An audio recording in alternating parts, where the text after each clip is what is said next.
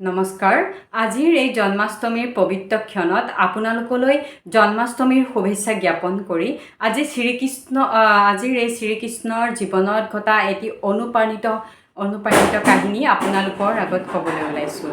আৰু এই কাহিনীটি বৃন্দাবনত যেতিয়া শ্ৰীকৃষ্ণই তেওঁৰ বন্ধুসকলৰ লগত খেলি আছিল, তেতিয়া সেই খেলি থকা সময়ত এগৰাকী মহিলা আৰু তেওঁৰ স্বামী আৰু এটি শিশু তেওঁৰ ৰাস্তাইদি পাৰ হৈ গৈছিল। আৰু তেতিয়া তেওঁৰ শ্ৰীকৃষ্ণৰ বন্ধুসকলৰ মাজৰ কোনোবা এজন বন্ধুৱে সেই মহিলাগৰাকীৰ হাতত লৈ থকা কলহটো লৈ এটি শিলগুটি মাৰি দিয়ে আৰু সেই কলহটি ভাগি পৰে। তেতিয়া মহিলাগৰাকী আহিল আৰু মহিলাগৰাকীয়ে সুধিলে যে এই কলহটি কোনে ভাগিল।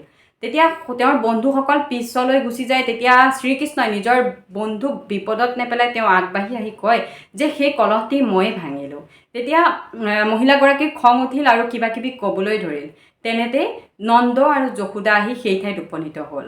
আৰু তেতিয়া নন্দ আৰু যশোদাই ক'লে যে মোৰ শিশুটি এতিয়াও বুজিব পৰা অৱস্থা হোৱা নাই, গতিকে তেওঁ যি ভুল কৰিলে তাৰ বাবে আমি দুখিত। আপোনাৰ যিহেতু কলহটি ভাগিলে, সেয়ে আপোনাক এটি কলহৰ ঠাইত মই 2টি কলহ উপহাৰ দিম। কিন্তু তেওঁ মানুহগৰাকী মান্তি নহ'ল। তেওঁ ক'লে যে মোৰ কলহটি সাধাৰণ কলহ নহয়, গতিকে 2টি কলহে মোক কেনেদৰে মোৰ কলহটিৰ মূল্য দিব পাৰিব। তেতিয়া নন্দ আৰু যশোদা খন্তেক ভাবে আৰু তেওঁ থমকি ৰয়। তেতিয়া কয় যে ঠিক আছে, মই আপোনাক 10টা কলহ উপহাৰ দিম। তেতিয়া মহিলাগৰাকীয়ে কয় 10টা কলহেতো নহ'ব, কাৰণ মোৰ কলহটো যাদুৰ কলহ হয়, এইটো এটা সাধাৰণ কলহ নহয়। মহিলাগৰাকীয়ে লোভ কৰিবলৈ ধৰে আৰু তেতিয়া নন্দই কয় ঠিক আছে, আপোনাক মই এটা সোণৰ কলহ উপহাৰ দিম, গতিকে মোৰ সন্তানক আপুনি ক্ষমা কৰি দিব। তেতিয়া মহিলাগৰাকীয়ে কয় এটা সোণৰ কলহে মোৰ যাদুৰ কলহটোৰ সমান হ'ব পাৰিবনে? নাই, এটি সোণৰ কলহে একো হ'ব নোৱাৰে। তেতিয়া নন্দ ভাগৰি পৰে আৰু নন্দই কি কৰিব কি নকৰিব তেতিয়া কয় যে ঠিক আছে, মই আপোনাক 2টা সোণৰ কলহ উপহাৰ দিম। তেতিয়া মহিলাগৰাকী থমকি ৰয়, 2টা সোণৰ কলহ। তেতিয়া মহিলাগৰাকী থমকি ৰওঁতে শ্ৰীকৃষ্ণই কয় ঠিক আছে, এটা কাম কৰক, আপোনাৰ মোৰ পিতৃ মাতৃয়ে যিহেতু আপোনাক মই কৰা এটা ভুলৰ বাবে 2টাকৈ সোণৰ কলহ উপহাৰ দিবলৈ ওলাইছে, 2টাকৈ সোণৰ কলহ দিবলৈ ওলাইছে, গতিকে আপোনাৰ যিটো কলহ সেই কলহটো মোক দিয়ক।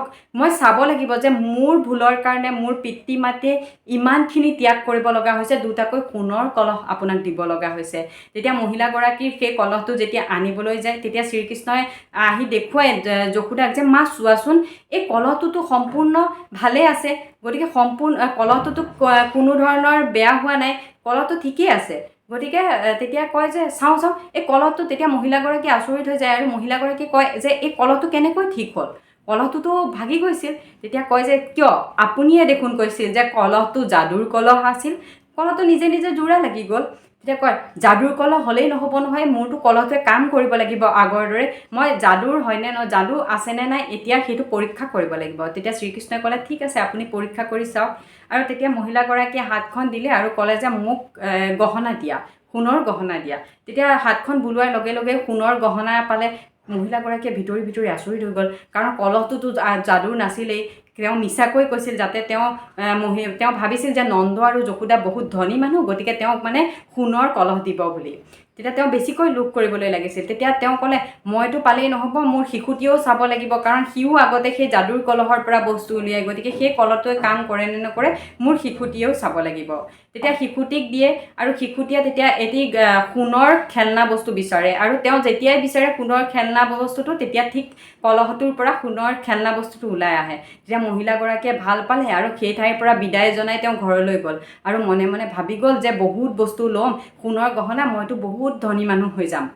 মহিলাগৰাকী যেতিয়া ঘৰলৈ যায়, মহিলাগৰাকী ঘৰলৈ যোৱাৰ পাছত লগালগ তেওঁ কলহটোত হাত ভৰাই আৰু কয় যে মোক সোণৰ গহনা দিয়া, বহু বেছি পৰিমাণৰ সোণৰ গহনা দিয়া।